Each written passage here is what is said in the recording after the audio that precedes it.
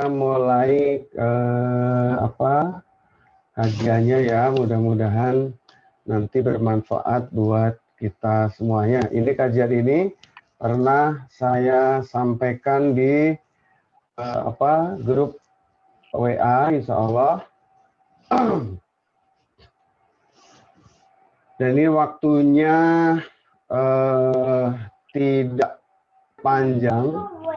Jadi kajian ini standarnya minimal 2 jam atau lebih ya. Jadi kita trial aja sifatnya. Trial aja. Mudah-mudahan nanti ke depannya bisa baik dan nanti bisa ambil versi yang berbayar yang durasinya. Baik. Segala puji hanya milik Allah Subhanahu wa Ta'ala yang kekal dan luas kasih sayangnya kepada kita semuanya. Alhamdulillah Allah pertemukan kita di hari ini silaturahim, belajar bersama-sama tentang satu ujian yang disebutkan dalam surat Al-Baqarah, namanya wa naqsim minal amwali wal anfusi was samarat. Enggak boleh nanti. Ya, teman-teman bisa buka kembali Al-Baqarah 150. Ada 5 ujian di sana, 5 jenis musibah di sana yang Allah sampaikan, yang nanti akan kita Bu.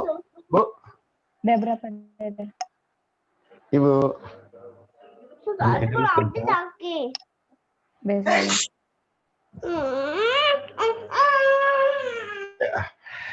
Ya. Ujian tentang kekurangan jiwa. Ujian tentang kekurangan jiwa, dulu saya memahami bahwa kekurangan jiwa itu sakit atau kematian. Tapi ternyata beberapa tahun saya mendalami, mendampingi teman-teman ikhtiar menjemput kesembuhan, ternyata yang disebut kekurangan jiwa itu adalah salah satunya adalah dikirim Allah orang-orang yang belum soleh dalam kehidupannya. Menyambung dengan At-Taubah ayat 24. At-Taubah ayat 24, teman-teman bisa simak. Allah sampaikan, a'udzubillahi minasyaitonirrajim, bismillahirrahmanirrahim. Qul in kana aba'ukum, katakanlah, kata Allah, jika bapak-bapak kalian, wa abna'ukum, anak-anak kalian, wa ikhwanukum, dan kerabat atau saudara kandung kalian, wa azwaj, besok bangun tidur, pasangan-pasangan kalian, wa ashiratukum, dan kerabat kalian, wa amwalu luqtaraftumuha, hartamu, kekayaanmu yang kamu usahakan, wa tijaratun takhshawna kasadaha, dan bisnis yang kalian khawatirkan ruginya, wa masakina tardaunaha, dan rumah yang kamu sukai, kata Allah, ahabbu ilaikum minallahi, lebih kalian cintai daripada Allah dan Rasulnya, kemudian dan jihad di jalan Allah. Apa kata Allah? Fatarabbasu. Fatarabbasu hatta ya'tiyallahu bi amri. Maka tunggu, kata Allah, tunggu, akan kami hancurkan. Wallahu la yahdil qaumal fasikin, dan Allah tidak menyukai atau tidak memberi petunjuk orang-orang yang fasik atau keluar dari ketaatan. Ini saya minta satu saja yang berkenan interaksi ini. Saya mau lihat wajahnya. Yang Ikhwan ada nggak yang Ikhwan nih? Yang bisa. Nah, biar bisa ikut interaksi nanti. Ini kajian ini lebih maksimal apabila ada interaksi ya. Baik. At-Taubah ayat 24. Ada 8 hal tadi kita bahas. Apabila bapak-bapakmu, anakmu, saudara kandungmu, istrimu, kerabatmu, hartamu, bisnismu, rumahmu, kata Allah, lebih kalian cintai daripada Allah dan Rasul-Nya, dan jihad di jalan Allah, maka tunggu, kata Allah, kehancurannya. Pertanyaan saya, teman-teman, cinta ini apakah dilarang dalam agama kita?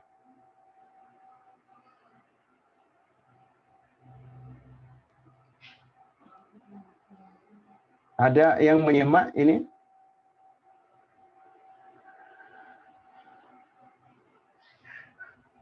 Ya, ada Ustaz. Ya, coba saya tanya, apakah cinta ini dilarang dalam agama kita? Dalam agama Islam, jadinya cinta itu apa ya? Karunia mungkin ya. Karunia, tidak dilarang padahal ya? Untuk manusia, untuk saling mencintai. Tidak dilarang Iya. berarti ya? Tidak dilarang. Baik. Nah, Iya. ada lagi, perhatikan teman-teman, ini kalau tadi ayatnya, kalau seandainya cinta kita kepada 8 hal tadi, ahabbu ilaikum, lebih besar, ya perhatikan, maknanya apabila cintanya kita kepada 8 hal tadi itu lebih besar daripada cinta kita kepada Allah,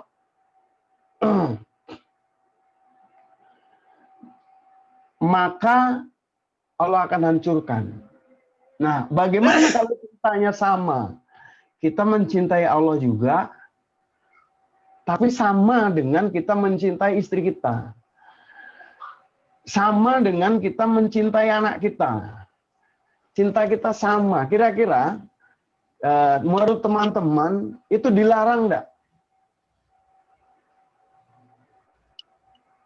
Yuk, yang mendengar siapa saja boleh kita berinteraksi biar lebih mendalam.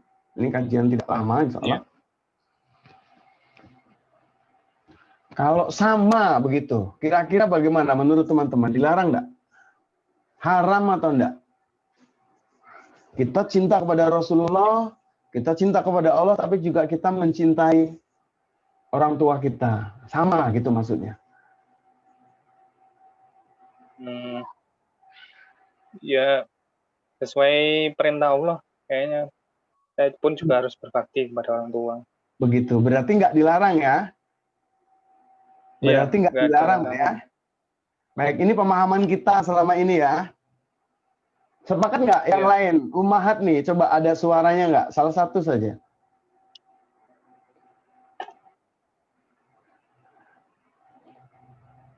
Ya, kalau cinta kita kepada orang tua sama dengan cinta kita kepada Allah, kira-kira dalam agama kita diperbolehkan atau dilarang? Diperbolehkan. Diperbolehkan. Baik, ini baru saya akan sampaikan ayat berikutnya. Kalau ayat At-Taubah ini, ayat Taubah ayat 24 ini teman-teman, itu cinta kita kepada 8 hal ini lebih tinggi daripada cinta kepada Allah, daripada cinta kepada Rasulullah, daripada cinta kepada jihad. Kalimatnya ahabba ilaikum. Nah, coba kalau cinta itu sama, bagaimana? Ada surat Al-Baqarah ayat 165, Allah sampaikan, wa minan nasi may yattakhidhu min dunillahi lillahi andada. Dan di antara manusia, mayat tahidu, ada orang yang mengambil min dunillah, apa? Dari selain Allah, tandingan. Apa ya? Tandingan itu tandingan. Persamaan gitu ya. Sekutu. Apa dalam kalimat Qur'annya? Yuhibbunahum kahubbillah. Mereka mencintai tandingan itu sama dengan mencintai Allah. Kita mencintai orang tua kita, tapi besar cintanya sama. Kalimatnya kata bahasa Arab pakai ka. Kahubbillah, sebagaimana atau dia menyamakan cintanya kepada Allah. Ayat ini dilanjutkan walladzina amanu asyaddu hubbalillah. Dan orang yang imannya benar, dia lebih cinta kepada Allah. Nah, artinya apa? Artinya mencintai makhluk sebanding dengan Allah itu pun dilarang dalam agama kita. Ya, ini Al-Baqarah ayat 165. Nah, kenapa yang dilarang ini kenapa? Cinta yang berujung berbuat baik, berujung berbakti, atau cinta yang bagaimana? Nah, ini baru kita bahas pelan-pelan. Nah, teman-teman,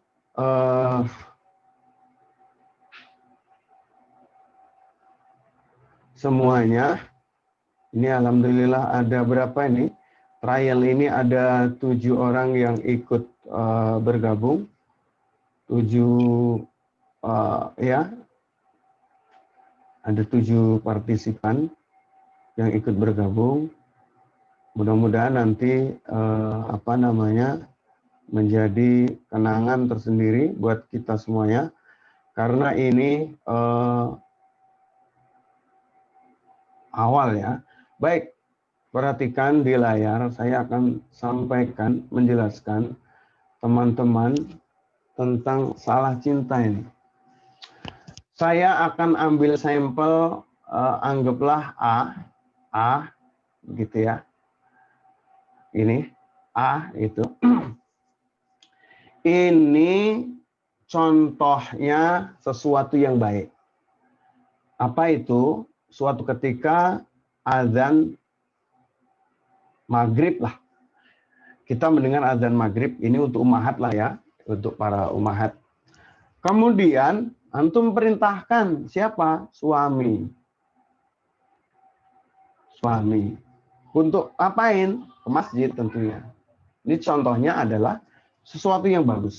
Mas, sudah azan. Laki-laki itu kalau tidak ada uzur, dia harus wajib ke masjid, sholat berjamaah. Kemudian suaminya berkenan tuh berangkat.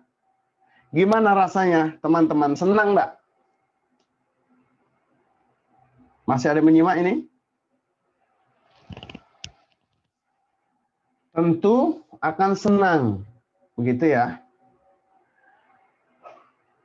Nah, kita ambil contoh B. Ini suaminya, pasangannya belum soleh. Dan dia tentu tidak berangkat. Bagaimana rasanya kira-kira teman-teman? Azan berkumandang, nganggur di rumah, disuruh ke masjid, dia nggak berkenan. Kira-kira apa rasanya? Tentu jengkel. Tentu ada rasa nggak suka. Nah, kalau contoh ini kita lanjutkan sampai 10 hari. Contohnya yang sama. Kita suruh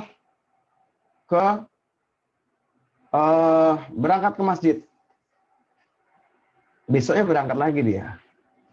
Kita tambah bahagia nggak kira-kira di hari kedua? Tentu tambah bahagia. teman-teman. Bagaimana ketika hari kedua itu, contohnya yang B, dia nggak berangkat seperti kemarin. Tambah jengkel nggak di situ? Tambah jengkel. Nah, sampai ke hari 10 bukan hanya jengkel nanti. Apa? Sangat jengkel sekali. Gitu. Nah, kita ubah contohnya. Tadi suami, sekarang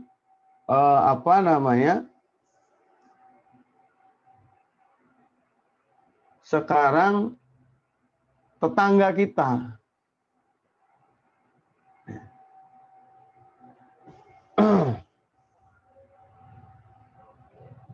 Ya. Bagaimana yang kita perintahkan itu? Tetangga kita bilang, Mas, sudah maghrib, sudah adzan, berangkat ke masjid. Dan dia berangkat, kira-kira senang nggak kita? Tentu orang yang normal pasti akan senang. Kita contohnya yang D sekarang. Yang D nih, ternyata dia nggak berangkat nih si tetangga. Apa perasaan kita? Apa perasaan kita? Ada rasa nggak suka, tapi tidak sebesar ketika pada pasangan kita. Ketika 10 hari berikutnya si C ini tetangga kita tetap berangkat ke masjid seperti yang kita beritahukan, tentu ini kita akan senang. Sangat senang. Nah, ketika contoh yang D ini dia nggak berangkat 10 hari. Kita biasa aja.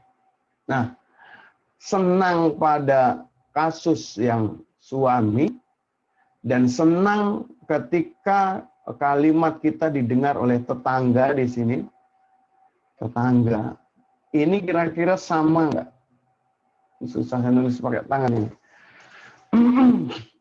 Tentu berbeda. Kenapa berbeda? Karena ketika pada pasangan kita ada rasa cinta di sini.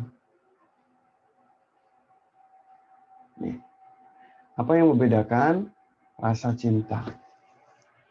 Kita ingin kebaikannya, kita berharap dia jadi pasangan kita dunia akhirat, karena ada rasa cinta itu, akhirnya apa? Rasa ketika seseorang kita beri nasihat dia mau ikut, dan kita beri nasihat tidak mau ikut, rasanya yang membedakan adalah karena ada rasa cinta ini. Nah, ini teman-teman, ini berlaku rasanya bukan hanya pada kasus yang positif. Nanti akan terlihat mengerikan ketika pada kasus yang negatif contohnya.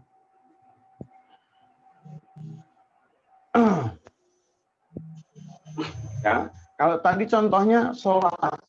Kalau sekarang contohnya negatif, contohnya apa namanya? Gambarannya sekarang kan banyak aplikasi-aplikasi apa namanya? Media sosial begitu kan. Kita bilang ke pasangan kita, Mas, jaga pandangan, hodul basor. Jangan lihat yang kinyis-kinyis di Facebook. Nanti tergelincir. Kalimatnya jangan zina, gitulah. Jangan selingkuh. Dia jawab iya, nggak mungkin, gitu kan? Tadi ketika kita ini contoh ini ada contoh negatif begitu maksud saya. Ketika itu terjadi, itu bukan hanya jengkel. Yang muncul apa? Yang muncul adalah biasanya dendam. Yang muncul dendam. Yang muncul putus asa. Putus asa. Yang muncul minta cerai dan lain-lain. Nih, Ini gambarnya. Kenapa itu? Karena ada tadi rasa cinta tadi yang mempengaruhi. Nih. Yang mempengaruhi rasa cinta tadi. Nah, kenapa itu berpengaruh? Kenapa itu apa namanya?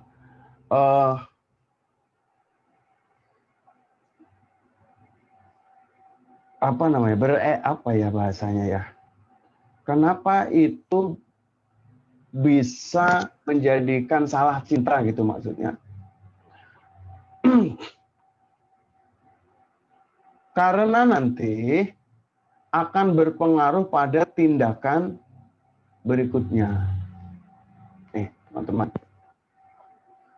Sebentar.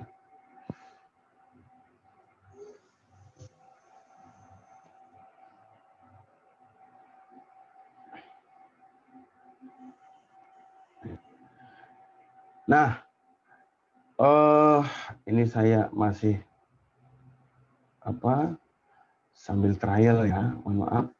Ini coba saya hapus dulu.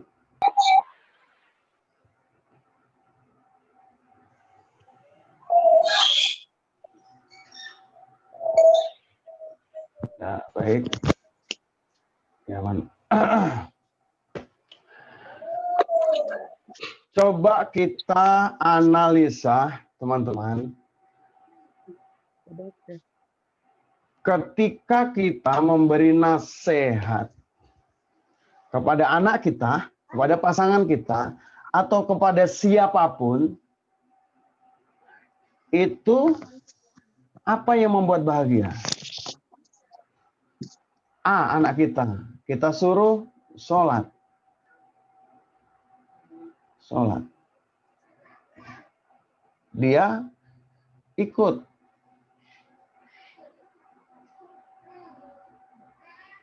Ya. Dia melakukan sholat. Apa hasilnya? Kita suka, senang, bahagia. Berarti standar kita adalah bahagia gitu adalah ketika dia mau berubah atau omongan kita didengar olehnya. Ketika nggak berubah, dia nggak mau dengar omongan kita sakit hati. Benar nggak? Demikian, teman-teman. Halo, masih ada yang ya? Iya. Ya, demikian nggak kira-kira? Yang sama sampaikan benar nggak? Iya. Benar. Ya. Nah, kita kembali lagi seperti yang saya sampaikan di grup waktu lalu, kisah tentang Nabi Yunus. Kisah tentang Nabi Yunus. Kenapa dia dimakan ikan? Karena dia marah, sakit hati, berdakwah kepada kaumnya, tapi kaumnya nggak mau dengar. Dia pergi meninggalkan kaumnya, tapi malah Allah nggak suka. Makan ikan. Kemudian muncul doanya, La ilaha illa anta subhanaka inni kuntu minadz dzalimin. Benar nggak? Benar nggak? Doanya demikian, teman-teman. Yang ingat nih. Nah, Benar. apa itu artinya? Doa itu apa artinya? La ilaha illa anta. Tidak ada Tuhan kecuali Engkau ya Allah. Subhanaka, maha suci Engkau. Ini sesungguhnya aku minadz dzalimin. Orang-orang yang dolim. Itu menunjukkan begini. Selama ini saya merasa jadi Tuhan. Ya Allah ampuni saya. Selama ini saya merasa jadi Tuhan. Saya bisa merubah orang. Kalau orang nggak berubah, saya jadi marah. Nah, dia sadar kesalahannya. Baru setelah sadar kesalahannya, Allah tolong. Nah, di sini yang membuat terkadang hubungan kita kepada orang dekat kita ini bermasalah. Kenapa? Karena kita berubah menjadi Tuhan. Ingin merubah orang. Ketika orang itu nggak berubah, kita sakit hati. Padahal kalau kita mau berkaca, kita ini siapa? Kita ini siapa? Nabi Muhammad saja tidak bisa merubah pamannya. Kita ini siapa? Nabi Nuh itu tidak bisa merubah anaknya. Nabi doanya mengguncang langit, tapi nggak bisa dia merubah anaknya. Komplain dia kepada Allah Subhanahu Wa Taala, diukir dalam Quran. Ya Allah, itu anakku, itu kata Allah bukan. Itu. Nah, banyak kisah tentang bab ini, salah cinta ini. Ya. Nabi Ibrahim juga nggak bisa memberi hidayah orang tuanya. Padahal Nabi the best, bapaknya para nabi. Dia yang setiap hari kita memohonkan sholawat untuk Rasulullah SAW itu sebagaimana sholawat yang kita mohonkan itu sebagaimana Allah berikan sholawat kepada Nabi Ibrahim. Di sini di Al-Baqarah ayat 272 Allah sampaikan, laisa 'alaika hudakum. Bukan atasmu memberi hidayah kepada mereka, bukan hakmu, bukan kewajibanmu memberi hidayah kepada mereka. Kepada siapa mereka ini? Ya pasangan kita, suami kita, istri kita, anak kita, orang tua kita. Walakin Allahu yahdi may yasha. Tapi Allah memberi petunjuk kepada yang Ia kehendaki. Nah, ini ada ayat yang lebih mengenal lagi teman-teman. Di surat Al-Qasas ayatnya 56. Innaka la tahdi man ahbabta. Kamu tidak akan pernah bisa memberi petunjuk orang yang kamu cintai. Walakinnallaha yahdi may yasha. Tapi Allah memberi petunjuk kepada orang yang Dia kehendaki. Wa huwa, dan Dia Allah a'lamu bil muhtadin. Mengetahui orang yang nanti bisa dikasih petunjuk, nanti enggak. Nah, yang jadi indah adalah boleh jadi yang Allah kehendaki itu adalah orang yang kita sayangi. Makanya kita dianjurkan berusaha berdoa. Tapi kita dilarang memaksakan kehendak. Ketika kita memaksakan kehendak untuk dia mendapat hidayah, hasilnya apa? Hasilnya akan sakit hati. Ketika mereka tidak mendapat hidayah. Ini banyak kasus ummahat nih biasanya sama anak-anak. Saya kemarin di Bogor, ini ada nggak ini teman-teman partisipan yang dari Bogor?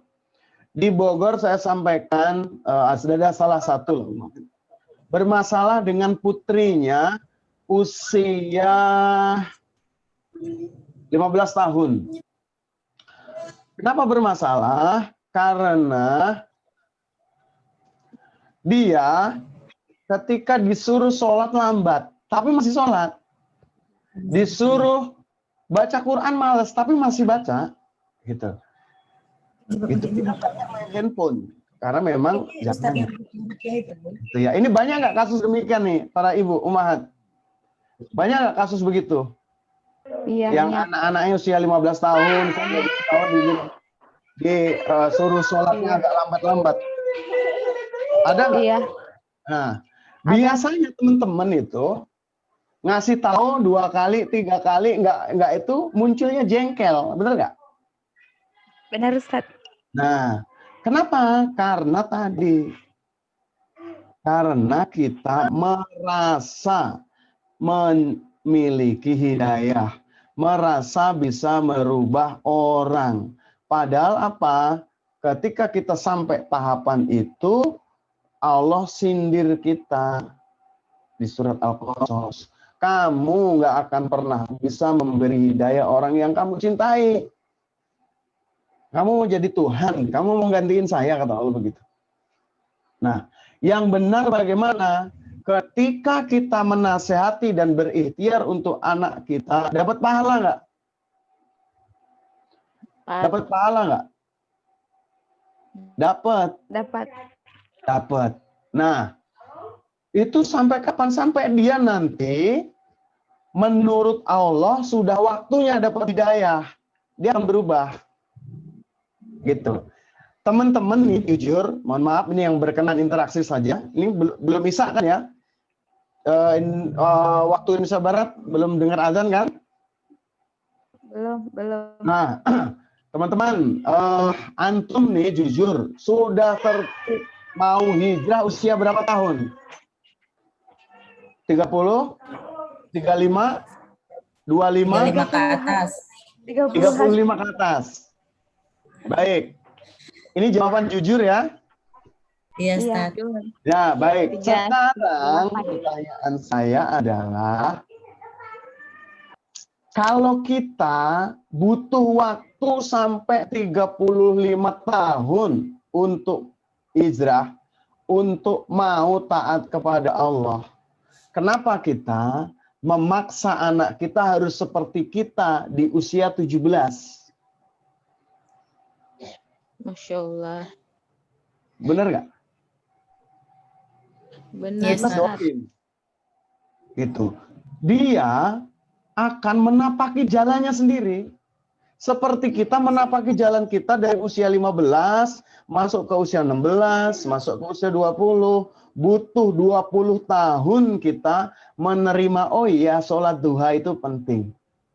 Oh iya tahajud itu penting. Oh iya baca Quran itu penting. Butuh berapa tahun? 35 tahun. 5 tahun. Anak kita baru 12.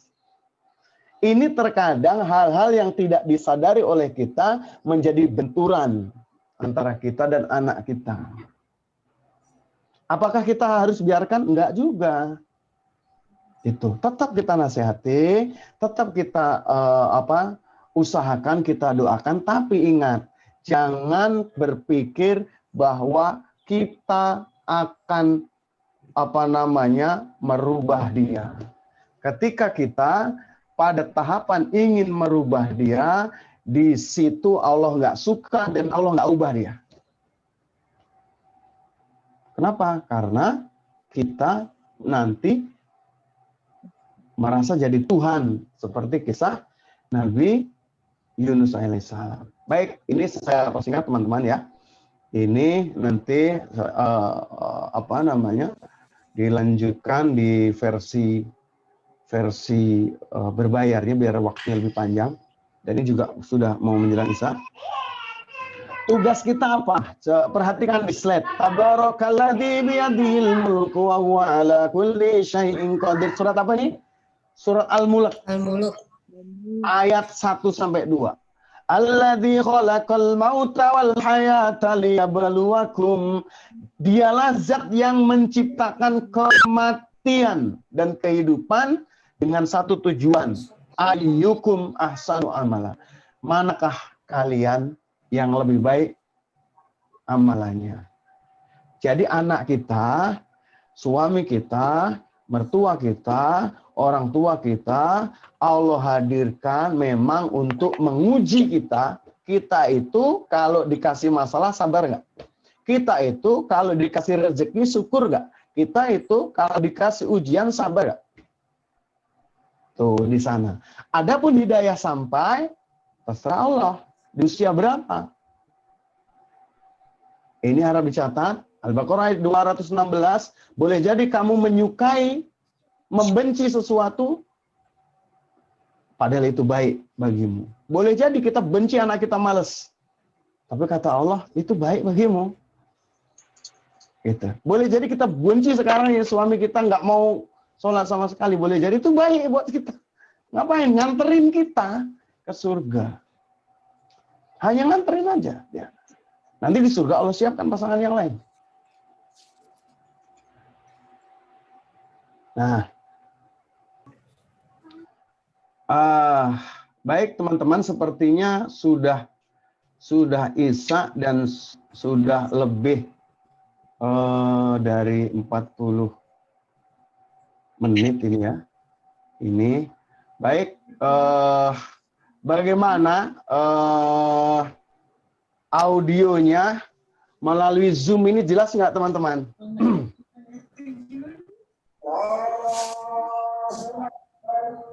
Ini ada ya. Baik, itu saja. Mudah-mudahan jelas ya. Videonya jelas. Jelas.